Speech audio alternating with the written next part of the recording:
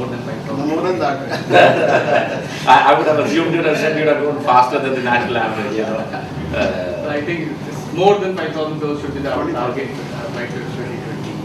And this is concentrated on a lot of new areas that are not. There's one set of questions no one's asked, so I'll again take the liberty of asking those questions. March 16th, the budget. What does the budget hold for the IT industry? And I'll go this way. I know we've dropped off, the IT industry has dropped off this government's favorite list. So, what does the budget hold for the industry? And I know we're all star gazing, crystal ball gazing. We may all go wrong, but that's okay. Start with the STP. Yeah. In fact, the wish list is we should now create an environment where an athlete can have an opportunity to grow to a big company. And what I feel is we should have industrial friendly policy. That is one thing. And the second thing is the way the government works, we have to really improve the salary so that the business can improve. That's my view. Mr. Babu. I agree. The tier 2, tier 3 cities, the talk has been there for a long time. The trees are going to grow, but one doesn't find any visible change. And unless the government becomes aggressive, makes those decisive interventions, this probably talk to government. You think it'll happen this budget? To what extent it happens in this budget or next budget, is what is there. But I think the national and the industry also has been very aggressively, apart from the other issues of SEZ, I think they've been focused on this. Something has to be done to support SMEs. Today, Infosys as a word probably can live without government support. I mean, it becomes very hard to justify that, yes, they continue to draw upon whatever exemptions and other things. However, the startups, you talk about the new areas, the emerging areas where the growth is in the next 20 years. Unless today we get our act together, we handhold, we are there to support whatever budgetary support or other policies, probably would have lost a very crucial time. So I think the government would be aware of that and will probably take some meaningful decisions in this budget. Thank you, sir. Manipas? As far as the STPI initiative goes, actually I'm not even following it now, so I mean, it's going to happen. So you got to live beyond that. And but more support on the education front, I think. Again, I think half the discussion was around that today, and invest in research, in faculty training, and supporting that whole cause. I think definitely should get some breaks and support around that. Pratap? More clarity on the whole policy of SEZ itself, that part is very great. Somebody mentioned moving in and moving out, what can be done in that. STPI, of course, mentioned about the benefits, or possible benefits to SME are expected that maybe put up a turnover based or something, X amount of turnover below that you have this exemption. But I think the key thing which is not clear even today, how to demark the tier 2, tier 3, all of this, when you have one office here and one office there, how do you deal with that? I'm sure that's a big issue. How do you differentiate that? How do you take existing high value project into a SEZ so that will give you a break, but others are not fitting in STPI? So I think itself the SEZ, I mean, it was a path which was created, I guess. If that path along with STPI is can be carved out cleanly, tell them, look, if you are to this point, you get this benefit.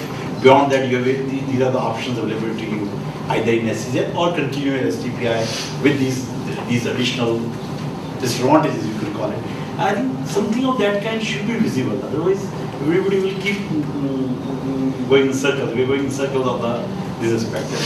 SEZ aspect is absolutely seems out of place at this point. I've got a question for Mr. Srivastava.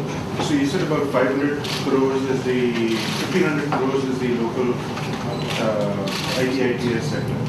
So if you took out the top 3 companies, what is the revenues for the rest of the 60-40%. 60% for the top 3? And then if you look at 2020, how do you see the distribution then? And where is the growth coming from? See, I want this 40% to grow up. And it should be around 70-30%. That would be the real memory we have. It's possible. I think these heads are taken, I mean, there's a risk of for That's very good, that's very good. And we support NQ, we support a number of colleges. So that's one. Second, the good news is that a lot of VCs and private equity players have discovered tier 2, tier 3. Earlier, a lot of VC and private equity guys only went to metros. That has changed. So if the story is compelling, I don't think today capital is an issue out of a tier 2, tier 3. But on that note, that very valid point. On that note, may I request Rahul, who has now had a change of hats from Economic Times to a trade body. So Rahul, over to you.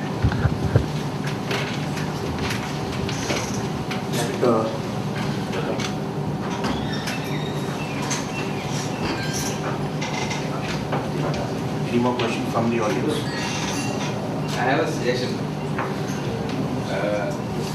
NASSCOM, this region is not on the radar of NASSCOM because there are no large players, operating out of this region. So to,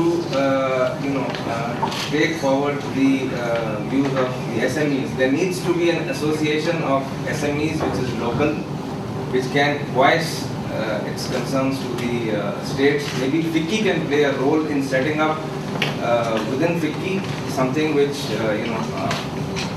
takes care of that.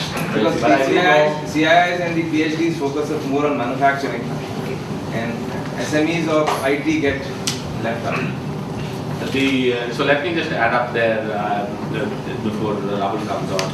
Pratap is heading the NASSCOM initiative in this year. So Pratap, you want to say something on that one? I think he's right in saying that the NASSCOM had missed the bus, I would say, dealing with big boys all the time and never got their act together for the, I would say, regional or SMEs. And that's the feeling across, I'm just sharing that, I'm being a head or representative of that here, only means that they're thinking now on going to the tier 2. Like any big body becomes very, slow to act in that direction, and it takes time to really start penetrating that direction. Start with the cliche stuff of going and bringing in a speaker and talk about the stuff. I would say, not talking about that, maybe the intent is the same, which is there. They may do some more things of that kind, and they may bring in that stuff. I think it's not a bad idea. We can speed gate it. If something of the local SMEs could be done at the faster rate without bringing for a larger body, you can build up a small thing here and bring it, if that is the agenda. My worry about that is, again, as much I know, FICCI, again for them the IT may be a very small piece. Could be somebody else. That could be. So in that case, of course, NASSCOM could be a better platform to build that up. But depending on the agenda, with FICCI coming up to town with. Oh, it can be done within NASSCOM, nothing like it. Rahul? Well, it's nice hearing all of you on the IT growth, IT industry and growth prospects in the region. I'm very pleased to note that over the next 8 years, this region will grow to 5,000 crores with almost 1,500 crores at the moment and 1,800 crores projected for the next fiscal. So the kind of activity we will see here in the next few years would be phenomenal. It's my pleasant duty to thank all of you for taking part in this session.